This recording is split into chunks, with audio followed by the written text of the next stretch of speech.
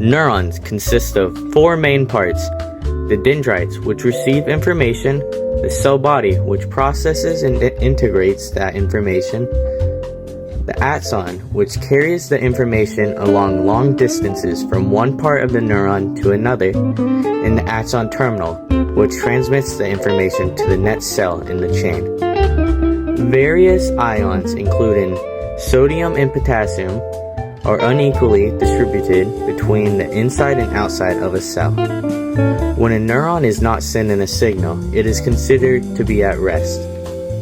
When a neuron is at rest, there are more positively charged ions outside the cell rather than inside.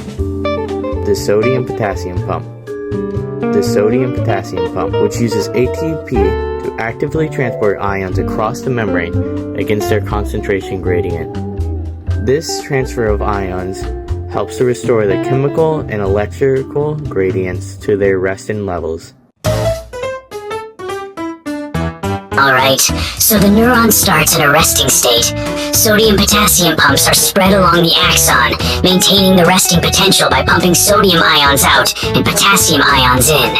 These pumps are marked in blue. Now the action potential begins at the axon hillock of the presynaptic neuron. A stimulus causes voltage-gated sodium channels to open, allowing sodium ions to rush in. I've used pink to represent sodium ions. As sodium ions enter, the inside of the neuron becomes more positive, triggering neighboring voltage-gated sodium channels to open.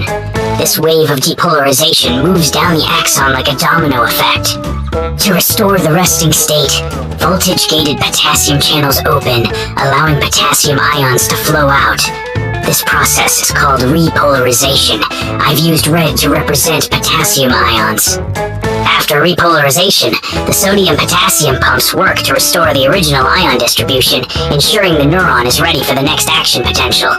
And that's how an action potential travels along the axon of a presynaptic neuron and passes the signal to the next neuron. This process is essential for all nervous system functions.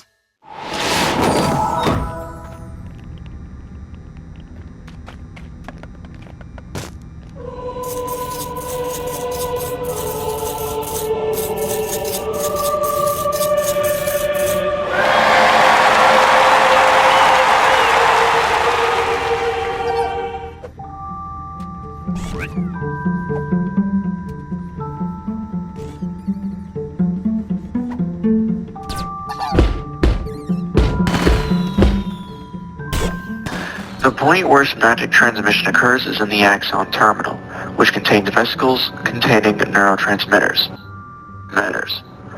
Then this continues to the gap between the presynaptic neuron and the postsynaptic neuron, which is called the synaptic cleft. This process ends once it reaches the cell body at the postsynaptic neuron.